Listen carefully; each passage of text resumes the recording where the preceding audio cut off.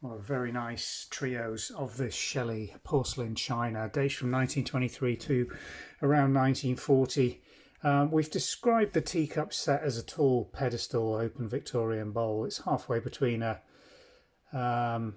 Gainsborough shape and I think it's Milton is the similar shape with this high extended loop handle, flared rim, indents around the rim, but it's not absolutely a Gainsborough shape. So we're a little sort of intermediate shape design from the period.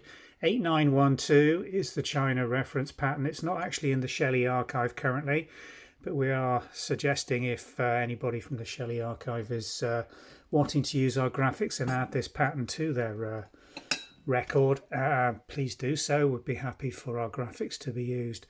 Nice little saucer plate, irregular scalloped indent rims, no moulding on this, hand coloured this decoration, very of its era. 8912 again, and there we go, late Foley, Shelley, England, green marks as you'd expect. Same on the side plate. I mean, just look at the condition of this. It's never been used. They are in near mint condition, these beautiful rose garland display pattern decorations with these breaks with I don't know how to describe those really. Are they Art Deco, Art Nouveau? I don't think they really fit any particular decorative style other than sort of English 1930s. I love these, the way they go together and they display, just look at that, so beautifully in terms of the sequential sizes.